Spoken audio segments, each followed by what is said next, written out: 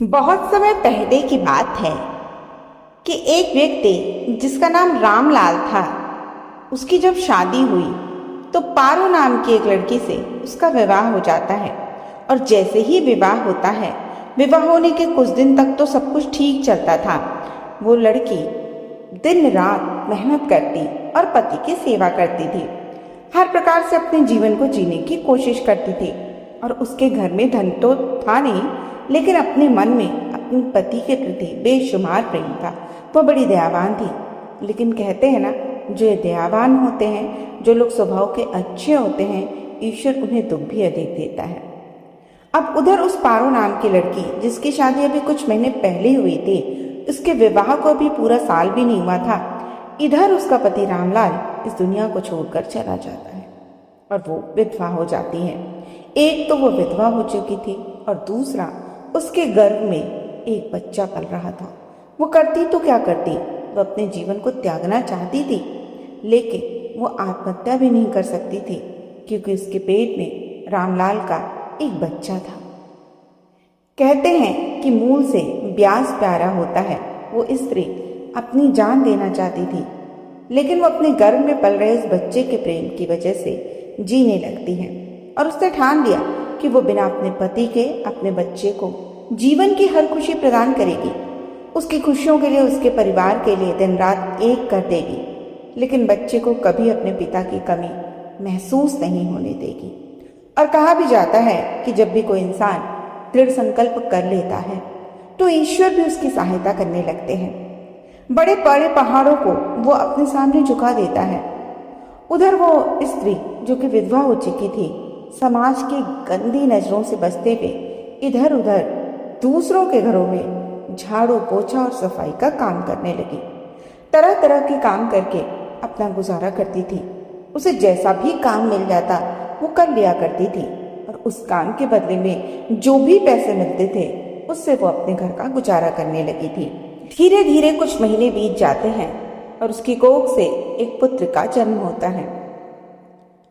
जब उसका बेटा जन्म लेता है तो पारो उसका नाम रखती है और कहती है, बेटा तेरा भाग्य तो पहले ही बिगड़ चुका है और मेरा भाग्य भी पहले से खराब है, और तेरा भाग्य भी मेरे भाग्य की वजह से और खराब हो गया है। पारो ने अपने बेटे का नाम मोहन रखा। वो मोहन धीरे धीरे बड़ा होने लगा। उधर वो पारो नाम की विधवा दिन रात मेहनत मजदूरी करके अपने बच्चे को खिलाती पिलाती थी, उसे अच्छे कपड़े पहनाती थी, यानी उसे कभी भी अपने पिता की कमी महसूस होने नहीं देती थी। लेकिन कहते हैं ना, बाप का प्यार एक अलग ही होता है, जिसकी कमी बच्चे को महसूस हो ही जाती है। माँ चाहे कितना भी प्यार दे, लेकिन बाप की बराबरी कभी नहीं कर सकती। एक पिता कभी माँ की बराबरी नहीं कर सकता, तो ये बात माँ के लिए भी होती है। अब वो पारो का लड़का धीरे धीरे बड़ा होता है और बड़े बड़े सेठ साहूकारों के लड़कों से दोस्ती रखने लगता है।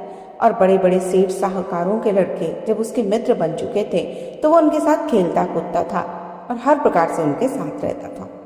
जब मोहन बड़े बड़े सेठों के बच्चों के साथ रहता था तो कहीं न कहीं उसे अपनी गरीबी समझ में आने लगती थी।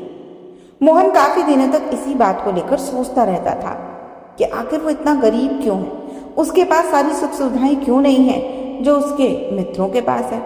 इसी बात को विचार करता हुआ एक दिन वो अपनी माँ के पास आता है और अपनी माँ से कहता है, माँ, मेरे गांव में कई लड़कों से मित्रता है। मैं देखता हूँ कि वो सारे बहुत अमीर हैं, उनके घर में धन की कोई कमी नहीं है, हर एक सुख सुविधा उनके पास है। लेकिन माँ, हमारे पास इतना धन क्यों नहीं है? हम इतने गरीब क्यों हैं कि हमें 2 वक्त की रोटी भी ठीक से नहीं मिलती? ईश्वर ने सिर्फ हमें ही गरीब क्यों बनाया है? माँ, हम इतने गरीब क्यों हैं? आखिर इस गरीबी की वजह क्या है? बेटे की इन बातों को सुनकर पारो अपने बेटे से कहने लगती है कि बेटा, गरीब अमीर तो सब लोग भाग्य से बनते हैं। ईश्वर ने जिसे जैसा बना दिया वो वैसा ही बनता है, इसमें हम कुछ नहीं कर सकते। हमारे भाग्य में ईश्वर ने गरीबी लिख दी है और हमें इस गरीबी को स्वीकार करना ही पड़ेगा। हम चाहकर भी इसे नहीं मिटा सकते। बेटा, मेरा पूरा जीवन इस गरीबी में निकला है और मैंने कई तरह के दुख देखे हैं। मेरी शादी के कुछ दिन बाद मेरे पति इस दुनिया को छोड़कर चले गए और मैंने अकेले ही तुम्हें पाला पोसा है, तुझे हर प्रकार की खुशी देने का प्रयास किया है। पता नहीं तुम्हें किस बात का दुख है। बेटा तू बता, तुझे और क्या चाहिए? तू किस बात की कमी महसूस करता है? तब मोहन कहता है, माँ मुझे सिर्फ ये बताओ कि भाग्य को लिखता कौन है? किसने हमारे भाग्य में गरीबी लिखी है? और मैं देखना चाहता हूँ कि हमें 2 वक्त का खाना भी यदि ठीक से प्राप्त नहीं होता, और नगर में देखो कितने अमीर लोग हैं, कितने सुखी लोग हैं, कितनी सुख सुविधाओं से भरे लोग हैं, और उनके पास आखिर ऐसा क्या है, या हमने ऐसा क्या किया है जिसकी वजह से हमें ये दुख झेलना पड़ा? हमारा भाग्य इतना खराब है, और उन लोगों ने ऐसा क्या पुण्य किया है जिसकी वजह से उनके भाग्य में इतनी अमीरी है और हमारे भाग्य में इतनी गरीबी है। तब पारो कहती है, बेटे ईश्वर ने जो लिखा है वो कुछ सोच समझ कर ही लिखा होगा। तुम इन सब बातों में मत पड़ो, तुम अपना काम करो, अपनी पढ़ाई पर ध्यान दो। तब मोहन कहता है, नहीं माँ, मैं उस ईश्वर से मिलना चाहता हूँ। वो कहाँ मिलेंगे? मैं उनसे पूछना चाहता हूँ, आखिर उन्होंने हमारे साथ ही ऐसा क्यों करा? उन्होंने हमारा भाग्य ऐसा क्यों लिखा? अब वो विधवा स्त्री अपने बेटे से कहती है, बेटा भगवान तो जंगल में रहता है, क्या तुम जंगल में जा सकते हो? अगर जा सकते हो तो जाओ और जाकर उसे ढूंढ लो, और तुम्हारा भाग्य इतना गरीब क्यों है उससे अपने सारे सवालों के जवाब पूछो। अब वो मोहन बड़ा जिद्दी था, तुरंत माँ की बात सुनते ही जंगल की ओर निकल जाता है।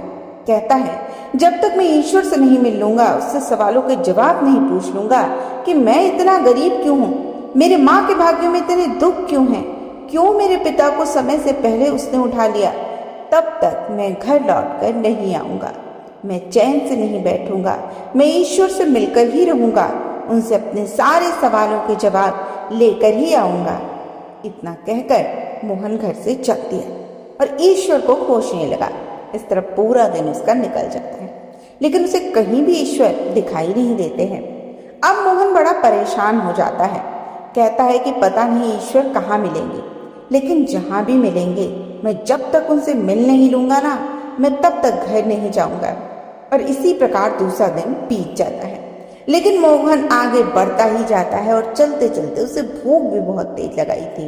वो बड़ा व्याकुल हो जाता है, जंगल में रोता बिलखता चला जा रहा था और कह रहा था, हे ईश्वर तुम कहाँ हो? मैं तुम्हें ढूंढ रहा हूँ, मुझे तुमसे कुछ पूछना है।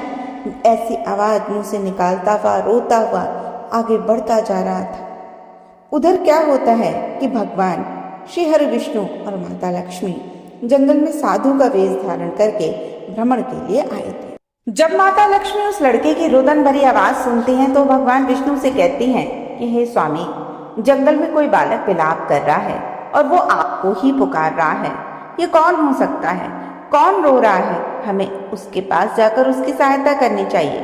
तब भगवान विष्णु कहते हैं, देवी वो एक विधवा का लड़का है, इसके भाग्य में बहुत गरीबी लिखी है, बहुत दुख मिले हैं। इन्हीं प्रश्नों के उत्तर लेने के लिए मुझे पुकार रहा है। लक्ष्मी मैया कहती हैं कि प्रभु हमें उसकी मदद जरूर करनी चाहिए, वो आपका भक्त है और आपको पुकार रहा है। तब भगवान विष्णु कहते हैं, नहीं देवी, उसके भाग्य में ब्रह्मा जी ने कुछ लिखा ही नहीं है, उसके भाग्य में तो केवल दुख ही दुख लिखे हैं, गरीबी ही गरीबी लिखी है, हम उसके भाग्य में कोई बदलाव नहीं कर सकते। तब माता लक्ष्मी कहती हैं, प्रभु फिर भी इसकी आपको मदद करनी चाहिए, आप जल्द से जल्द उसके पास चलिए और मैं इसकी कुछ मदद करना चाहती हूँ। भगवान विष्णु कहते हैं, ठीक है, अगर आपको ऐसा लगता है तो चल कर देखते हैं। और वो दोनों साधु वेश में भगवान माता लक्ष्मी को लेकर उस मोहन के पास पहुँचते हैं और पूछते हैं, बेटा तुम कौन, क्यों रो रहे हो, तुम किससे मिलना चाहते हो? तब मोहन कहता है कि साधु बाबा, मैं तो ईश्वर से मिलना चाहता हूँ, मैं ईश्वर से मिलकर पूछना चाहता हूँ कि आखिर उसने हमें इतना गरीब क्यों बनाया, उसने हमारे भाग्य में दुख ही दुख क्यों लिखे, क्या मेरी माँ को समय से पहले उसने विधवा बना दिया, इसके पीछे क्या कारण था? आखिर हमने ऐसे कौन से बुरे कर्म किए हैं जिसकी वजह से हमारे भाग्य में उसने इतना सारा दुख लिख दिया? हमारे पूरे जीवन में गरीबी ही गरीबी लिख दी। नगर में बड़े बड़े सेठ साहूकार हैं, बुरे बुरे काम करते हैं, लेकिन उनके पास तो धन की कोई कमी नहीं है। आखिरकार हमें ही इतना गरीब क्यों बनाया कि 2 वक्त की रोटी भी हमें नसीब नहीं होती। तब माता लक्ष्मी, जो कि साधु वेश में थी, कहती हैं, बेटे ये तो भाग्य का खेल है, ये तो पूर्व जन्म के कर्मों पर निर्धारित होता है। तब मोहन कहता है, नहीं माता, मैं ये बात ईश्वर से मिलकर जरूर पूछूंगा कि आखिरकार मैंने ऐसे कौन से काम किए हैं जिसकी सजा भुगत रहा हूँ। तब भगवान श्री हरि विष्णु कहते हैं कि बेटे तुम ईश्वर से आज नहीं मिल पाओगे, क्योंकि उन्हें आज बहुत सारे काम हैं, वो तो कई भक्तों के पास जाते हैं। लेकिन मैं तुम्हें आज एक सोने का हार देता हूँ, जिसे बेचकर तुम अपनी गरीबी मिटा लेना। इससे तुम्हारी गरीबी दूर हो जाएगी और तुम अमीर बन जाओगे और तुम्हारा भाग्य बदल जाएगा। अब मोहन सोने के हार को देखता है तो खुश हो जाता है और कहता है, ये तो बड़ा अच्छा हुआ, इससे तो हमारे भाग्य में बहुत ज्यादा बदलाव आ जाएगा। मोहन उस हार को लेकर घर की ओर चल पड़ता है, साधु बाबा को प्रणाम करता है और अपने घर को लौटने लगता है। रास्ते में चलते चलते मोहन सोचता है कि जब माँ हार देखेगी तो बड़ी खुश हो जाएगी, इससे हमारी गरीबी मिट जाएगी, हम भी अच्छे कपड़े पहनेंगे, हम भी अच्छा भोजन करेंगे और इससे कुछ पैसे तो हम अपने व्यापार में लगाएंगे। ऐसे कई तरह के विचार करता हुआ मोहन घर की ओर बढ़ता जा रहा था, लेकिन संयोग से उसे शौच क्रिया सताने लगती है और जब उसे शौच क्रिया आती है तो वो उस हार को एक पत्थर पर रख देता है और शौच क्रिया के लिए चला जाता है। उधर क्या होता है कि एक चील उस हार को खाने की वस्तु समझकर उसे अपनी चोंच में दबाकर उड़ जाती है। मोहन जब देखता है कि एक चील उसका हार पंजे में दबाकर ले जा रही है तो मोहन उसको दूर तक पीछा करता है, लेकिन वो इससे अधिक और कर ही कह सकता था। वो चील तो आसमान में उड़ रही थी। अब ये देखकर मोहन मायूस हो जाता है, कहता है, जैसे तैसे तो आज मेरी किस्मत बदलने वाली थी, वो भी आज बदलते बदलते रह गई, मैं फिर से गरीब का गरीब रह गया।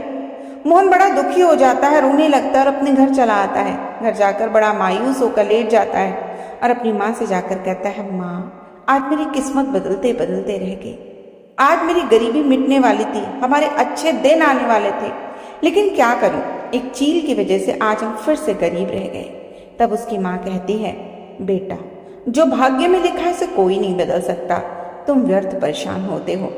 तब मोहन बोला, नहीं माँ, मैं कल फिर जाऊंगा, मैं कल फिर भगवान से पूछूंगा, उनसे पूछूंगा कि आखिरकार इतनी गरीबी सिर्फ हमारे ही भाग्य में लिखी है।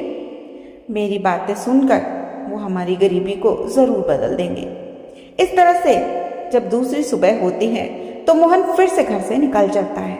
उसी जंगल में जाकर भगवान को आवाज लगाता है, फिर से रुदन करता है, उसी स्थान पर पहुंच जाता है जहां कल उसे ब्राह्मण वेश में भगवान मिले थे। वहां जाकर फिर से रोता है और फिर से भगवान विष्णु को पुकारता है। माता लक्ष्मी और भगवान विष्णु अगले दिन फिर से वहां प्रकट हो जाते हैं और कहते हैं कि मोहन अब तुमको क्या परेशानी है, अब तुम्हें किस बात की चिंता है, हमने जो तुम्हें कल सोने का हार दिया था वो तो तुम्हारी गरीबी मिटाने के लिए पर्याप्त है, क्या उससे भी तुम्हारी गरीबी नहीं मिटी, लेकिन ऐसा क्या हो गया कि तुम फिर यहाँ आ गए। तब मोहन फिर कल वाला पूरा किस्सा सुनाता है और कहता है, हे बाबा, आपने जो हार दिया था उसे तो रास्ते में चील ही लेकर उड़ गई, अब हम क्या करें, हम तो गरीब के गरीब ही रह गए। साधु बाबा आप कुछ ऐसा कर दीजिए जिससे मेरी गरीबी मिट जाए, हमारा भाग्य बदल जाए, ताकि हम भी कुछ अच्छा जीवन जी सकें। तब श्री हरि विष्णु कहने लगते हैं कि बेटा तुम्हारा भाग्य मैं नहीं बदल सकता, अगर तुम्हें अपनी गरीबी मिटानी है तो तुम्हें ब्रह्मा जी के पास जाना चाहिए, ब्रह्मा जी ही तुम्हारा भाग्य बदल सकते हैं, तुम्हारी गरीबी जरूर मिटा सकते हैं। मन पूछता है कि प्रभु आप मुझे बताएं कि ब्रह्मा जी कहाँ मिलेंगे। तब श्री हरि विष्णु उसे ब्रह्मा जी का पता बताते हैं। पता लेकर मोहन ब्रह्मा जी के पास निकल पड़ता है और चलते चलते ब्रह्मा जी के पास पहुंच जाता है और ब्रह्मा जी से कहता है कि हे प्रभु मैं मोहन हूँ, आखिरकार आपने मेरे भाग्य में इतनी गरीबी क्यों लिखी है, मेरी माँ के भाग्य में इतना दुख क्यों लिखा है, हमने ऐसे कौन से कर्म किए हैं जिसकी वजह से हमें 2 वक्त का खाना भी नसीब नहीं होता। शहर में इतने बड़े बड़े लोग हैं, उनके पास तो धन की कोई कमी नहीं है, वे लोग तो धन को दोनों हाथों से लुटाते हैं, और आपने सिर्फ हमें ही इतना गरीब क्यों बना दिया कि हमें 2 वक्त का भोजन भी पूरा नहीं मिलता। तब ब्रह्मा जी कहते हैं कि बेटा माता लक्ष्मी ने तुम्हारे भाग्य में कुछ लिखा ही नहीं है, तुम्हारे भाग्य में तो केवल गरीबी ही गरीबी लिख डाली है और उसे कोई नहीं बदल सकता, उसे मैं भी नहीं बदल सकता, क्योंकि जो भाग्य में लिखा है वो हर इंसान को भोगना ही पड़ेगा। तब मोहन कहता है कि हे प्रभु आप तो भगवान हैं, आप मुझे कुछ ऐसा उपाय बताएं जिससे मैं कुछ अच्छा जीवन जी सकूं, मैं कुछ तो अमीर बन सकूं, मेरे जीवन में कुछ तो सुख के दिन आए। यदि आप ऐसा नहीं कर सकते तो फिर मेरे सवालों के जवाब दीजिए। तो ब्रह्मा जी कहते हैं, बेटा, विधि के लिखे को तो हम भी नहीं बदल सकते, लेकिन मैं तुम्हें एक अंगूठी दे रहा हूँ। यह अंगूठी तेरी सारी गरीबी मिटा सकती है। इस प्रकार वो रत्न जड़ित अंगूठी ब्रह्मा जी ने मोहन को दी और उससे कहा कि यदि तुम इसे बेच दोगे तो ये बेशकीमती अंगूठी ही तुम्हारी गरीबी मिटा पाएगी। अपने जीवन को सुखी और संपन्न बना लो। अब मोहन अंगूठी देखता है तो कहता है, चलो, इससे जो पैसे मिलेंगे उससे कुछ तो गरीबी कम होगी, कुछ तो भाग्य बदल जाएगा। इन्हीं सब बातों को विचार करता हुआ मोहन घर की ओर चल पड़ता है। जंगल में चलते चलते कई तरह के सपने देखता हुआ घर की ओर जा रहा था। रास्ते में उसे एक सरोवर मिलता है और चलते चलते मोहन को बहुत जोर की प्यास लगाई और जैसे ही वो पानी पीने के लिए सरोवर पे झुकता है तो उसकी जेब से वो अंगूठी उस सरोवर में गिर जाती है और उसे एक मछली निकल जाती है और देखते ही देखते वो मछली मोहन की आंखों से ओझल हो जाती है। अब मोहन फिर से रोने लगता है कि उसकी गरीबी फिर से मिटते मिटते रह गई। यह देखकर वो बहुत ज्यादा विलाप करता है कि हाय रे किस्मत, मैं तुझे बार बार बदल रहा हूँ लेकिन तू बदलने को तैयार ही नहीं है। आखिर मैं देखता हूँ कि तू कब तक नहीं बदलेगी। अब मोहन फिर से घर आ जाता है और अपनी माँ से कहता है, माँ, आज मैं भगवान ब्रह्मा से मिला था। उन्होंने मुझे एक अंगूठी दी थी, लेकिन उसे जैसे ही लेकर मैं चला, रास्ते में मुझे बड़ी प्यास लगी। पानी पीने के लिए मैं सरोवर पे झुका तो मेरी जेब से अंगूठी निकलकर उस तालाब में गिर गई, जिसकी वजह से आज हम फिर से अमीर बनते बनते रह गए। हमारा भाग्य बदलते बदलते रह गया। तब उसकी माँ पारो, जो कि एक विधवा स्त्री थी, कहने लगी, बेटा, तू क्यों इस तरह की झूठी झूठी कहानियां सुनाकर मुझे तसल्ली देता है? बेटा, तुझे पता है ना, हमारे भाग्य में बड़े दुख लिखे हैं, बड़ी गरीबी लिखी है। अगर हमारे भाग्य में सुख होता तो मेरा पति मुझे भरी जवानी में छोड़कर क्यों जाता। कहते हैं कि पति के बिना औरत की गति नहीं होती, और जिस औरत का पति नहीं होता उसको संसार पे इज्जत भी नहीं मिलती। लोग उसे अच्छी निगाहों से नहीं देखते और ना तो उसे इज्जत मिलती है और ना ही सुख मिलता है। अगर मेरे भाग्य में सुख होता, सम्मान होता तो मेरा पति जीवित होता। बेटा, तेरा भी भाग्य मेरे भाग्य से बना हुआ है, इसलिए बेटा, जो ईश्वर ने लिखा है उसे स्वीकार करो। किसी भी तरह की कोशिश से इसे बार बार बदलने की कोशिश मत करो। लेकिन मोहन जिद्दी था। वैसे भी कहते हैं कि इंसान को हार नहीं माननी चाहिए। वो कहता है, ठीक है माँ, मैं कल फिर से भगवान के पास जाऊंगा, देखता हूँ कैसे वो मेरे भाग्य को नहीं बदलते। वो फिर से कुछ न कुछ जरूर मेरे लिए करेंगे जिससे हमारा भाग्य बदल जाए। अब माँ के मना करने के बाद भी मोहन अगले दिन जंगल में जाता और कहता है, ब्रह्मा जी, आपने जो मुझे कल अंगूठी दी थी वो अंगूठी जल में गिर गई और उसे एक मछली निकल गई। अब मैं क्या करूं? मैं तो फिर से गरीब का गरीब रह गया। ब्रह्मा जी कहते हैं, बेटा, अब तो मैं भी कुछ नहीं कर सकता, क्योंकि तुम्हारा भाग्य तुम्हारी किस्मत को बदलने ही नहीं देता। तुम्हारे साथ कोई कितना भी अच्छा कर ले, तुम्हारा भाग बदल ही नहीं सकता। क्योंकि कहते हैं कि जिस व्यक्ति के भाग में दुख और गरीबी लिखी है, पूरी दुनिया उसे सुख और अमीर बनाने के चक्कर में भी लग जाए ना, तो भी कोई उसे सुखी नहीं बना सकता, कोई भी उसे अमीर नहीं बना सकता। और जिस व्यक्ति के भाग्य में दुख लिखा हो, पूरा संसार एकजुट होकर भी उसे सुखी नहीं बना सकता। तब मोहन कहने लगता है कि नहीं ब्रह्मा जी, आप तो ईश्वर हैं ना, आप तो मेरी गरीबी मिटा सकते हैं। मेरे सवालों के जवाब दीजिए, या फिर कोई ऐसा उपाय बताइए या कोई ऐसा कर्म बताइए जिसे करने से हमारे ये गरीबी के दिन कुछ कम हो जाए। आखिर पहले तो आप मुझे ये बताइए कि हमारे दुखों का कारण क्या है, क्यों मेरे भाग्य में ऐसा लिखा गया है। तब मोहन कहता है कि ब्रह्मा जी, आप तो ईश्वर हैं, आप ही मेरी गरीबी मिटा सकते हैं। मेरे प्रश्नों के उत्तर दीजिए या फिर कोई उपाय कीजिए। आखिर मैंने ऐसे कौन से कर्म किए हैं जिसकी वजह से मुझे इस तरह की गरीबी भोगनी पड़ रही है? मेरे दुखों का कारण क्या है? मेरा भाग्य ऐसा क्यों है? आखिरकार मेरा भाग्य अन्य व्यक्तियों की तरह अच्छा क्यों नहीं? तब ब्रह्मा जी कहते हैं कि बेटे, मैं तुम्हारा भाग्य तो नहीं बदल सकता, लेकिन अब मैं तुम्हें एक ऐसा उपाय बता रहा हूँ कि अगर तुमने इस उपाय को कर लिया तो तुम्हारी गरीबी जरूर मिट जाएगी और तुम्हारा भाग्य जरूर बदल जाएगा। तब मोहन कहता है, प्रभु आप मुझे वो उपाय शीघ्र बताएं, मैं हर एक उपाय को करूंगा, जो कोई उपाय भी मेरे भाग्य को बदल सकता है। तब ब्रह्मा जी कहते हैं कि मोहन, तुम भगवान शिव के मंदिर में जाओ और उनके मंदिर में दिन भर उनके दरवाजे की चौखट पर ही बैठे रहना, उनको देखते रहना और शाम को फिर अपने घर लौट जाना। लेकिन तुम उनसे कुछ मांगना मत। दिन भर उनका दर्शन करो लेकिन कुछ मांगना मत, क्योंकि भगवान शिव शंकर के द्वार पर भाग्य की देवी भी झाड़ू लगाने के लिए आती है और सिर्फ वही हैं जो तुम्हारा भाग्य बदल सकते हैं। भगवान शिव की कृपा जिसके ऊपर हो जाती है वो उसका भाग्य बदल सकते हैं। तब मोहन कहता है, ठीक है प्रभु, मैं ऐसा ही करूँगा। अब मोहन वहाँ से चल देता है और नगर से कुछ दूर भगवान शिव का एक मंदिर बना हुआ था। वो सुबह उठता, स्नान ध्यान करता और उस मंदिर पे पहुंच जाता। मंदिर के द्वार पर बैठकर भगवान शिव की मूर्ति का दीदार करता रहता और उनके दर्शन करता, लेकिन मांगता कुछ नहीं। पूरा दिन ऐसे ही बीत जाता और इस तरह से जब शाम हो जाती तो वो अपने घर को चला आता।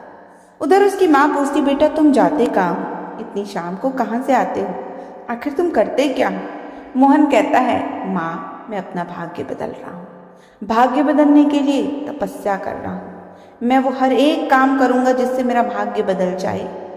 तब मोहन की माँ उससे पूछती है कि बेटा तुम व्यर्थ की तपस्या कर रहे हो, तुम्हारा भाग्य कोई नहीं बदल सकता।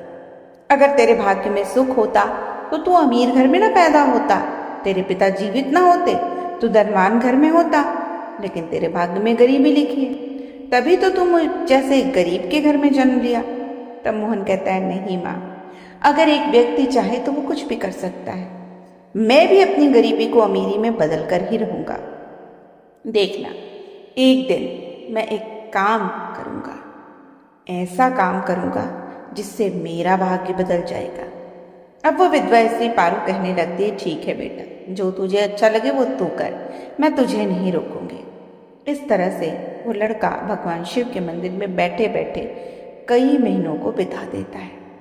अब भगवान शिव शंकर की दृष्टि एक दिन मोहन पर जाती है कि वो लड़का रोज सुबह सुबह उनके दरवाजे पे आता है, दिन भर दर्शन करता है, शाम को बिना कुछ कहे चला जाता है। अनोखा भक्त है, कुछ मांगता भी नहीं, कुछ कहता भी नहीं, सिर्फ दर्शन करता है और चले जाता है। तब एक दिन भगवान शिव शंकर उसके रास्ते में एक हीरों की पोटली गिरा देते हैं और वो पोटली मोहन को मिल जाती है। मोहन जब उस पोटली को देखता है तो बड़ा खुश हो जाता है और कहता है कि भगवान शिव ने आज मेरा भाग्य बदल दिया, ये सब उनकी कृपा से। हीरो को लेकर अपने घर चल देता है। मोहन आज बहुत खुश था। उसने भगवान शिव शंकर को बारंबार धन्यवाद दिया और कहा, आज तो मेरा भाग्य बदल गया। ये सब भगवान भोलेनाथ की कृपा है। उन हीरो को लेकर वो अपने घर की ओर चल दिया। बड़े बड़े सपने देखता हुआ घर की ओर जा रहा था। सोच रहा था, आज मैं अपनी माँ को बताऊंगा कि आज मैंने अपने भाग्य बदल दिया है, मैं गरीब ना रहा। इस प्रकार खुश होता हुआ वो अपने घर पहुंच जाता है। उसकी माँ उस समय घर पर नहीं थी, गांव में किसी काम से गई हुई थी। मोहन हीरो की पोटली को लेकर एक लोटे में निकाल कर रख देता है और खुशी से पागल होता हुआ अपनी माँ को बुलाने के लिए चला जाता है। सोचता है कि वो अपनी माँ को ये सारे हीरे दिखाएगा और ये देखकर वो बड़ी खुश हो जाएगी और अब उसका जीवन खुशियों से भर जाएगा। अब वो इन हीरो को पोटली में छोड़कर उस लोटे के साथ चला जाता है।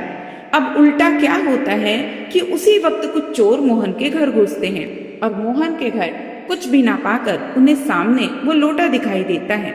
जब वो उस लोटे को देखते हैं तो उसमें कुछ कीमती रत्न चमक रहे थे।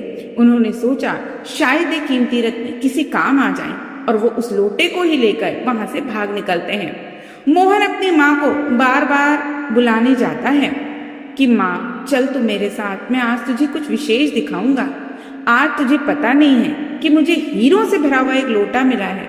तब उसकी माँ कहती है, बेटा मुझे तुझ पर भरोसा नहीं है, तू मुझे क्या दिखाएगा?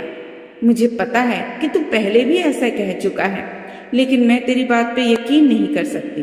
अब घर जाकर मोहन उस लोटे को खोजता है।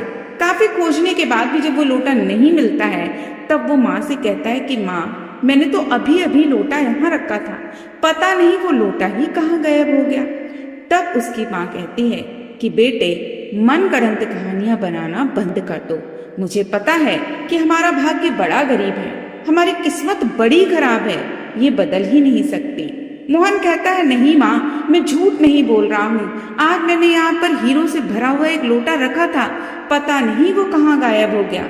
तब उसकी माँ कहती है कि बेटा, मैं तुझसे बार बार कहती हूँ, हमारा भाग्य तो बदल ही नहीं सकता, चाहे लाख कोशिश कर लो। जब किस्मत में कुछ लिखा ही नहीं तो फिर कुछ होगा भी नहीं। हमारे भाग्य में तो सुख का एक पल भी नसीब नहीं है। बेटा, अगर मेरे भाग्य में सुख होता तो क्या मैं जवानी में विधवा हो जाती? क्या तुम्हें इतना दुख झेलना पड़ता? मोहन कहता है, नहीं माँ, मैं फिर से भगवान के पास जाऊंगा और फिर से उनसे कोई ना कोई उपाय जरूर करूंगा। निश्चित रूप से भगवान हमारी गरीबी जरूर दूर करेंगे। वो फिर से मंदिर जाता है और पूरे दिन दरवाजे पर बैठा रहता है। शिव शंकर की मूर्ति के दर्शन करता, लेकिन उनसे कुछ मांगता नहीं। इस प्रकार शाम हो जाती और अपने घर चला आता। धीरे धीरे कई महीने बीत जाते तो शिव शंकर माता पार्वती से कहते हैं कि देवी, इस मोहन लड़के का भाग्य बड़ा ही गरीब है। मैंने श्री विष्णु से और ब्रह्मा जी से मिलकर इसके भाग्य को बदलना चाहा, लेकिन ये भाग्य बदल ही नहीं पा रहा है, क्योंकि इसके भाग्य में तो बड़ी गरीबी लिखी है। तब बाबा महादेव भाग्य की देवी से कहते हैं कि हे देवी, इस लड़के को और इसकी माँ के भाग्य में तुमने इतनी गरीबी लिखी है। इसका भाग्य बदलने के लिए मैंने, विष्णु और ब्रह्मा जी ने भी बड़ी कोशिश कर ली, लेकिन हर बार इसका भाग्य होता है जो कि हमेशा आड़े आ जाता है। जाओ, मैं तुम्हें आदेश देता कि तुम इसका भाग्य बदल दो। इसका भाग्य बदलकर इसकी गरीबी मिटा दो, इसके जीवन को सुख में बदल दो, क्योंकि ये मेरा भक्त है, बड़ा भोला है और मेरे दरवाजे पे आता है। भगवान भोलेनाथ कहते हैं कि ये मेरा भक्त बड़ा भोला है, मेरे दरवाजे पे आता है, रोज दर्शन करता है, पूरे दिन बैठा रहता है, लेकिन कुछ मांगता नहीं। मेरे दरवाजे पे तो कई भक्त आते हैं और इतना मांग लेते हैं कि उनकी 7 पीढ़ियां तक तर जाती हैं। 7 पीढ़ियों तक को मांगने की जरूरत नहीं पड़ती, लेकिन हे भाग्य की देवी, ये कई महीनों से मेरे दरवाजे पे दोनों समय आता है, मांगता कुछ नहीं, न कुछ कहता है। जो मांगने वाले को मिल जाता है, उससे कहीं अधिक बिना मांगने वाले को मिलना चाहिए। इसलिए हे भाग्य की देवी, मैं तुमको आदेश देता हूँ कि मोहन के लिए तुम कुछ अच्छा कर दो, जिससे इसकी गरीबी मिट जाए, इसके दुख दूर हो जाए। तब भाग्य की देवी कहती है कि प्रभु, मैं इसका भाग्य कैसे बदल सकती हूँ? माता लक्ष्मी ने इसके भाग्य में कुछ लिखा ही नहीं है। तब भगवान शिव कहते हैं, नहीं देवी, ये मेरा आदेश है और तुम्हें इसका भाग्य बदलना ही होगा, मेरा आदेश तुम्हें मानना ही होगा। तब भाग्य की देवी भगवान शिव के आदेश अनुसार उनके मंदिर में दरवाजे पर जाकर झाड़ू लगाती है और उसी जगह पर एक सोने का सिक्का गिरा देती है और वो सिक्का मोहन को मिल जाता है। मोहन जब सोने के सिक्कों को देखता है तो कहता है कि इस बार फिर से भगवान शिव की कृपा है, चलो इस सिक्के से उसकी गरीबी कुछ तो कम होगी, कोई नया धंधा ही डाल लूंगा, कुछ अच्छा भोजन करूंगा। अब वो सिक्के को हाथ में लेकर चल देता, सोचने लगता है आज सिक्के को कहीं नहीं रखूंगा। हर बार वो कोई ना कोई गलती करता है जिससे उसकी माँ उसे झूठा समझती है। अब वो सिक्के को अपने हाथ में पकड़ कर रखेगा और माँ को दिखाएगा। मोहन जब घर पहुंचता है तो अपनी माँ को सिक्का दिखाता और कहता है, माँ, आज भगवान शिव ने मुझे सोने का सिक्का दिया है, माँ, इससे हम अपनी गरीबी मिटा लेंगे। तुम बाजार चली जाओ और इस सिक्के को लेकर कुछ भोजन राशन ले आना और बचे हुए पैसों से हम अपना धंधा डाल लेंगे, जिससे हमारी गरीबी मिट जाएगी। तब माँ पारो बड़ी खुश हो जाती है, कहती है, बेटा, आज तुमने अपना भाग्य बदल ही लिया। आज मुझे यकीन हो गया कि कर्म से भाग्य को बदला जा सकता है। मोहन की माँ बाजार में जाती है और बाजार से एक मछली खरीद कर लाती है। सोचती है आज भोजन में मछली को बनाएगी और अपने बेटे को खिलाएगी, क्योंकि गरीब लोगों को ऐसा भोजन कभी प्राप्त नहीं होता। वो अपने घर पे आती है और घर पे आकर देखती है कि वो मछली मर चुकी है। तब वो मछली को काटती है और जैसे ही उसके पेट को चीरती है, देखती है कि उसके पेट में से एक रत्न जड़ित अंगूठी निकलती है। वो बेटे मोहन को दिखाती है और कहती है, बेटे, इस मछली के पेट से ये रत्न जड़ित अंगूठी मिली। मोहन तब अंगूठी को देखता है तो पहचान जाता है और कहता है, माँ, ये वही अंगूठी है जो ब्रह्मा जी ने मुझे दी थी। माँ, अब हमारा भाग्य बदल चुका है, अब सब कुछ अच्छा होने वाला है। उस अंगूठी को प्राप्त कर कर मोहन बड़ा खुश हो जाता है। तब मोहन की माँ कहती है, बेटी, बाबा महादेव ने हमारा भाग्य बदला है, हमारी किस्मत बदली है। चलो हम गरीब और भूखे भिखारियों को भोजन कराएंगे, ब्राह्मणों को भोजन कराएंगे, जिससे कुछ लोगों की दुआएं हमें मिले और हमारा भाग्य बदल जाए। क्योंकि कहते हैं कि धर्म करने से धन कम नहीं होता, धर्म की जड़ें पाताल तक जाती हैं और भूखों को भोजन खिलाना सबसे बड़ा धर्म होता है, सबसे बड़ा दान होता है। और इन सभी बातों को सोचते हुए वो बाजार जाते हैं, बाजार से बहुत सारे चावल वगैरह और तरह तरह की सामग्री भोजन लेकर आते हैं और फिर अपने बेटे मोहन से कहती है कि बेटे चलो अब जंगल में चलते हैं, क्योंकि भोजन बनाने के लिए कुछ लकड़ियों की जरूरत पड़ेगी। मोहन अपनी माँ के साथ जंगल में चल देता है। जंगल में जाकर मोहन एक पेड़ पे चढ़ जाता है जिस पर सूखी लकड़ियां लगी हुई थी। तो उस पेड़ पे जाकर जब वो देखता है तो देखता है कि उस पेड़ पर एक चील का घोंसला है और उसी घोंसले में वही हार रखा था जो हार उसे भगवान विष्णु ने सन्यासी के वेश में दिया था। मोहन उस हार को उठा लेता और हार को देखकर वो बड़ा खुश हो जाता है। लकड़ियों को काट कर जब वो नीचे आता है तो अपनी माँ से कहता है, माँ देखो ये वही हार है जिसे एक महात्मा जी ने मुझे दिया था। इस हार को चील लेकर उड़ गई थी, क्योंकि मैंने आपसे कहा था आज मेरा हार एक चील लेकर उड़ गई है। मुझे हार एक संत ने दिया था। उसकी माँ कहती है, बेटा मैंने तुझ पर यकीन नहीं किया, लेकिन तू तो सच बोल रहा था। आज मुझे भरोसा हो गया। अभी साबित हो चुका है कि कम से कम बुरा व्यक्ति जिसके भाग्य में कई पीढ़ियों तक गरीबी लिखी हो, वो चाहे कितना भी दुखी हो, लेकिन अगर वो निरंतर कर्म करता रहता है, ईश्वर की पूजा करता रहता है और अपने कर्म को ध्यान में रखते हुए अपनी बात पर अडिग रहता है और दृढ़ संकल्प ले लेता है, तो वो अपने भाग्य को भी बदल लेता है। क्योंकि कर्म से बड़ा कुछ नहीं होता, भाग्य भी कर्म का गुलाम होता है। और इस प्रकार मोहन और वो विधवा स्त्री अपने घर को जाते हैं और भूखे ब्राह्मणों भिखारियों को खाना खिलाते हैं, उन्हें कपड़े दान देते हैं, धन दान देते हैं और धीरे धीरे अपने अच्छे कर्मों से और लगातार मेहनत से वो अपने जीवन को बदल देते हैं। उनकी गरीबी को अमीरी में बदलते देखकर लोग हैरान हो जाते हैं। अब अमीर होने के बाद वो और भी ज़्यादा दान पुण्य करने लगते हैं और इस तरह से उनके जीवन में लिखे अनेक प्रकार के कष्ट धीरे धीरे कटने लगते हैं और उनका जीवन सुख से व्यतीत होने लगता है। तो ये कहानी हमें बताती है कि ये संसार कर्म प्रधान है। जो व्यक्ति जैसा करता है उसका फल ही उसे भाग्य के रूप में मिलता है। भाग्य बदलने के लिए भाग्य को बनाना पड़ता है और भाग्य बनाने के लिए फिर से नए कर्मों को करना पड़ता है। इसे ही आप अनेक प्रकार के उपाय या नवीन कर्म कह सकते हैं। पुराने भाग्य को हम तभी तो बदल सकते हैं जब हम शुभ कर्म करें। बहुत लोग ये कहते हैं कि हम गरीब हैं, हम कुछ नहीं कर पाएंगे। तुम्हारे पास जो है, जितना है, उसमें से ही कुछ करना शुरू कर दो। ईश्वर की भक्ति करो और अपने आप को उसके लिए समर्पित कर दो। निश्चित रूप से तुम्हारे बुरे कर्म एक दिन जरूर कटेंगे और भाग्य की देवी कभी न कभी आप पर जरूर प्रसन्न होंगी।